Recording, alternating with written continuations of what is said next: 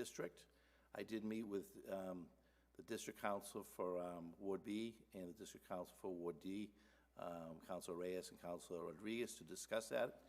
Those were the two major councilors that were affected by these changes, and the realistic effect on the ground was the line from the D district was moving from Hampshire Street all the way to Jackson Street. The D district, which is, I think, traditionally thought of as a Tower Hill district, was being over in Jackson Street, and come up a portion of the downtown was, I think, a great change. I think from the planning department's position, it was too great a geographic change based on what facilities were on the ground, the parks and the central provision of the city. I did work with both the councils, and I went through a list of what they would like to see, and I did meet with Mr. Councilor Rodriguez.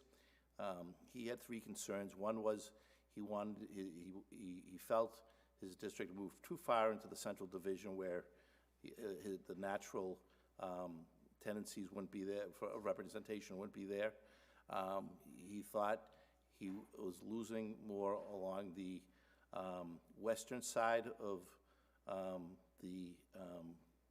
his district. He only had a little swath of houses on the Riverside Drive along the river, and the other one, his concern was the Hancock projects were separated into two distinct precincts. So I met with the state cartographer, William Palmer, on Friday, and we went through this individually and online, and going through it by census plat by census plat, to redraw the lines and to get it what we think is a more equitable map. And that's the map we have before you. I have it up on the page, up on the screen. As you can see, the B district, Central District, has again moved from Jackson Street down to Hampshire Street, so it more readily encompasses the downtown district, which is where it's most commonly identified with. The residential, we were able to move some districts internally to make sure that the Hancock residencies were all in the same precinct. Councilor Rodriguez did meet with me today, and he pointed out that one unit of housing did get separated out, and we discussed trying to possibly talk to the state about remedying that. It's on the same parcel as the Gilmet School, it's a Potham School, the Potham. So we'll see if we can remedy that. And again, we moved the section that was on the most westernmost side, which included both sides of Riverside Drive, and we moved it up to Cypress Avenue, taking approximately 4 blocks from District C. So that's the only way that District C was affected. We also, District B was affected up in the Myrtle Street neighborhood. The Myrtle Street neighborhood, D was extended further that way to catch some of those numbers to balance off the ones that were lost downtown. One of the things we did discuss with the state was future development. Now they wanted us to make it clear that future projects and future housing that we think is going to come does not count in the census. Those numbers do not apply. The numbers that are on these maps are the numbers we have to work with. But they said we can consider potential growth in the districts when we look at the pluses and minus sides, just the small differentials. And that was one of the reasons we did look at the B district to keep it on the lower side right now, because we know that the B district, because of the downtown overlay, is going to be the fastest growing area of the city. So if you look at the Bs, they're all in the minuses to anticipate picking up some of that growth. The other two districts that are in a negative are both south side districts, and that's been a long-going problem as the population grows on the north side. The south side, percentage-wise, loses ground. That's why District F crossed the river at the last review of this. Under the new map, it's actually moving a block back. I think that accounts for some of the housing that's been developing near the train station and along Merrimack Street. Those numbers are likely to increase, so that's a good portent that the South will start normalizing those numbers. And again, the South Side's in the negatives, and they can take that volume of new housing. So overall, the state was very cooperative. Right now they're creating a map that they're going to be distributing with the overlays and the the state representative districts. I know that was an issue last week brought up. I had a long conversation with John Barr and several other members of the state GIS department, talking about how the process will be conducted. So there's a preliminary map right now with the state districts. We've all heard, rumor-wise, what district's going to be. They're identified by districts and by wards. I don't know anybody who's seen a map of that yet. I think the state's probably not willing to put those into writing yet, because the legislature has an opportunity when all the cities are done finalizing their maps, and the legislature gets one last bite at the apple that was passed as legislation last year, that they get a chance to review those final. I don't anticipate there'll be any changes. I know you've heard a lot about them. Part of the reason we do that is we don't want to we don't want to separate precincts into what we call sub-precincts. And it hasn't happened in Lawrence before. In discussing this with the state, they said it's happened in other communities where a precinct will have one counselor for that precinct, but half the precinct will vote for one representative and half will vote for another representative. So that's the last thing we do. The purpose of trying to wrap this up and get these maps to the state quickly is because they're going to go through it and they're going to compare it to those maps, and they're going to use those numbers to try and eliminate any separation of districts or sub-districts. That's their goal, and they have to get those numbers into a workable relationship that makes sense for everybody. I think right now we're in a good place. I don't anticipate any major changes. We have an opportunity, but again, the planning department wants to get this map submitted to the state as soon as possible. So like I said, as I said before, and I sent the letter out to everybody today, please communicate with me. I'll take time out of my schedule to meet with you. Any questions you have, I'd be willing to address. If there's any concerns about losing constituents or losing prize parcels that you've represented for years, please let me know. We'll do all we can. But again, I would like to have this wrapped up by the 1st of next week to get back to the state, so they have time to review it and get it back for, I think, December 2nd is the date that we set for finalizing this. And I think if the way it's going right now, I think we're on a good timeline to achieve that. Councilor, before I open the floor, I would like to recognize the presence of the two new elect councilor. Councilor Stephanie Infante and Councilor Gregory Del Rosario. Welcome both. I'm looking forward to work with you and share the vision to continue moving our city forward. Councilor, I'm just going to open the floor, and also to give them opportunity that if at this time you had any question, you can just feel free to ask. Councilor Abdu. Thank you, Madam Chair. Through you, Mr. McCarthy, thank you for addressing, picking up where we left off last meeting, and that is the suggested overlay for the housing we know is going to come online.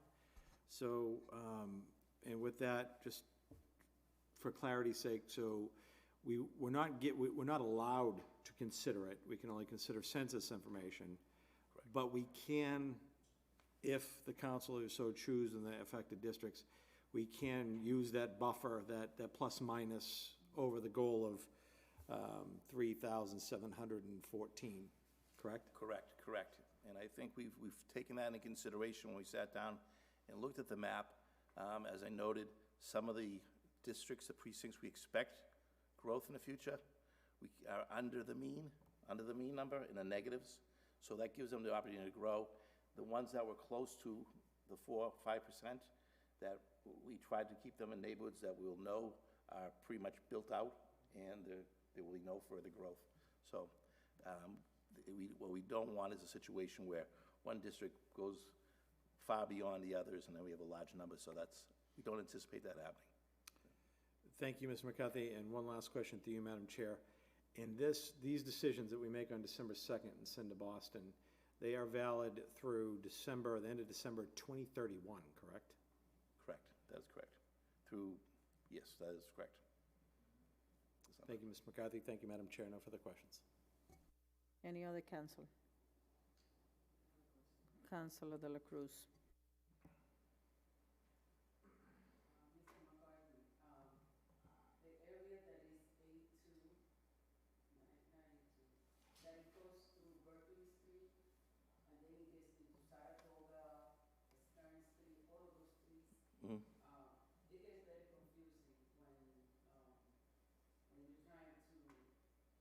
To door knockings, you know, it's very confusing because you have to get into those streets like Saratoga Street all the way to Lawrence Street.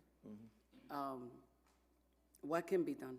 Because Berkeley, at one point, it seems to be. As explained earlier, we could take the Berkeley line and move it one block further to Jackson Street, say.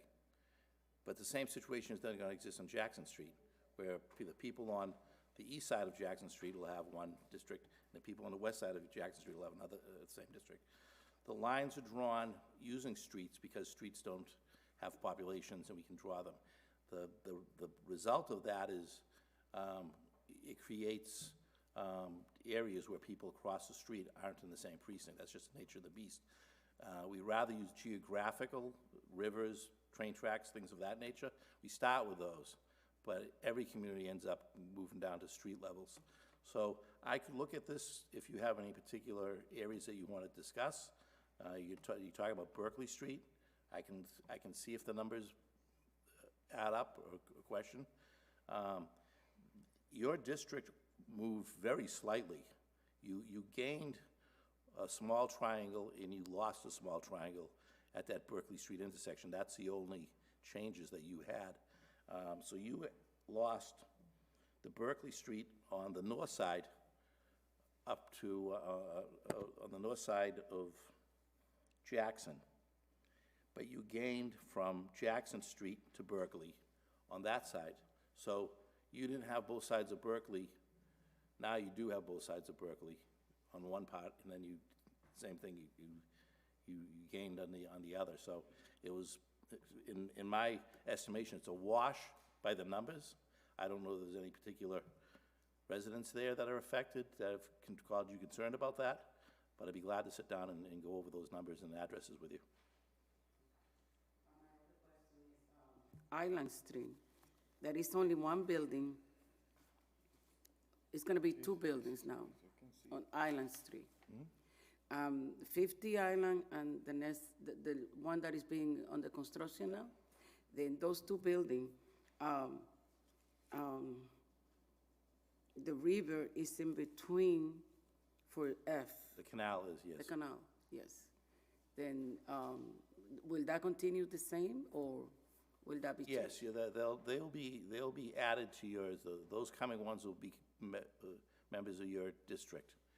Right now, the only population on Island Street is the housing from Lawrence Community Works in the old Rico Brothers factory building. I think there's about 100 persons in there.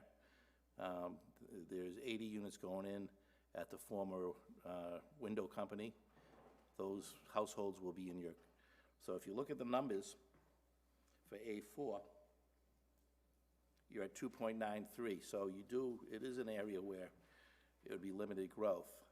Adding the probably about 180 to 240 or so residents, based on typical numbers, is not going to put that over the top.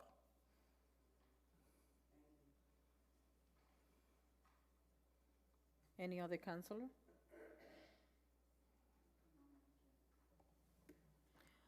Since we have a time sensitive, I know that we have two new elect counselor. Do we still have some time just to give them sometimes for them just to kind of analyze and recognize the small changes, if is any, for those two districts? Yes, absolutely. Absolutely. So, right now, they're based upon the changes that we effected last week. District C would be offset for approximately 4 blocks. The line that was in District D that ran all the way to the Methuen line was the area of Riverside Drive, between the Riverside Drive and the river, which is a very, very low populated area.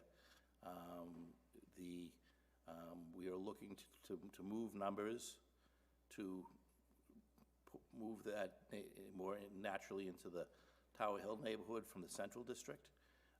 So we ended up using 4 blocks that go up to Cypress Avenue, those 4 blocks. I'm not sure what the numbers are. Those are mainly single-family homes. I can get those numbers if you want for the Counselor Del Rosario, but that was one of the numbers that we had to offset. There was substantial numbers in the Upper Tower Hill area that we could take from that to balance it out. If we didn't do that, we would have been lacking numbers for the D district, so that's the reason we did it.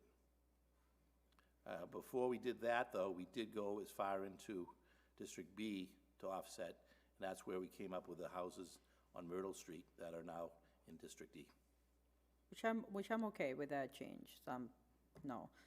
But, any other counselor? Counselor President? Thank you very much, Madam Chair. Can you just bring us quickly up to speed on the information that's gone out to the public now? Thinking specifically about the website with the information, and I would hope that this new information will be put on there very soon.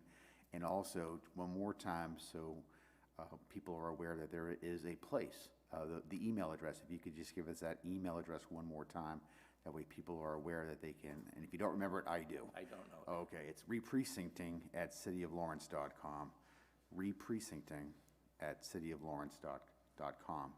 So are you familiar with the website? I know the information that's been placed on it. I prepare the information for, but I don't place it on the website. So this map is on there now. This is the current map. The prior map is on there. Some of the materials that were sent to us, frequently asked questions. Tomorrow, I will be receiving some more information from the state, which will have the state representative map overlaying the precinct map. That should be on by the end of the schedule tomorrow. It's of interest. It doesn't affect how we do the city. The city is our job to do. The states take care of that, but the state takes care of the legislative side of it. But again, we want to make sure we keep the sub-precincts to a minimum, so it will be of interest for us to look at some level.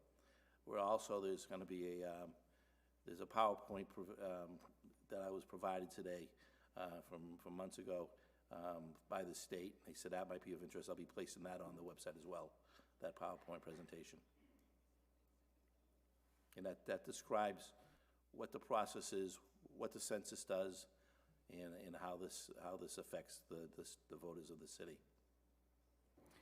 Madam Chair, one of the things that I brought to this committee's attention last Monday was the new state representative districts and the potential concern that could split up a precinct. Come to find out in conversations with Mr. McCarthy and his discussions with the Secretary of State's office, is that the concern about that seems to be put aside and I want Mr. McCarthy to weigh in again, so make sure I'm not misspeaking, but my understanding is that when the final product of the state representatives districts are finished, it is extremely likely, but not guaranteed, extremely likely that they are going to keep the precincts in total and not split them up for the state representatives seats. So that's my understanding, and if that is true, the concerns that I had earlier have melted away significantly, because now I'm not concerned that a precinct is going to be in 2/3 or half or a quarter. It's going to be in total. Mr. McCarthy, I want to make sure I'm not misspeaking. Can you either refute that or amend it? Yeah, I think I can agree with that to a large extent. As I mentioned earlier, the purpose is to keep, if you look at the way the definitions have been, it's been by precinct. There is a map that's understood, but it uses the precinct titles. That's why nobody's really seen a map of these yet by streets. And they're not naming streets and districts. They're talking about precincts and wards. And what they will do is they know what the existing ones are. When our maps come to them, they'll look at those and say, are these ones we can tweak, a street here, a street there, to make it fit into it? As I explained earlier, there can be a situation where the city of Lawrence asks for a lot of changes, Methuen asks for changes, Andover asks for changes, and they all kind of go down to one point, and those numbers offset what the state had as a representative district. That, you know, it's like a perfect storm of re-precincting. It can happen. And then then at that point, they might come back to us and say, there's limitations to what we can do with your map. That's why they need time to review it. That's why we need to get our choices done quickly as possible, get them to the state, and let them get it back to us. As I mentioned before, even when all that is said and done, the legislature can go back in and alter things as they seem fit, for reasons that they deem important. But that's beyond us. Once we've done our jobs, once we finalize and we know what our neighborhood precincts are, we should be satisfied that they are what they are. So my last point on that, I just want to reiterate my position on that, which is my understanding regarding this process, that the concern that I have regarding the splitting up of the precincting, while there's no guarantees in life and there's no guarantees in this process, it is extremely unlikely that the legislature is going to cut, unless you called it the perfect storm of other communities doing all these things and it hits just in the right spot and now something has to change. The chances of that happening, I'm not a statistician, so I don't know, Right. is that the right word? But I don't know if that's in place. When we did our exercise on Friday with the state, the state was very, it was important for them to make sure that as we made changes, they are offset right within that area, that they weren't going to the edges, that they weren't going to moving to other areas, that the District D and District B issues could be solved mainly within the District B and District C without going to a third precinct. As I said, we had to go very little bit into Precinct C to make up some numbers, but that was it. Now, any further question? I'm looking for two motions. The first one is to table document 25221. So move.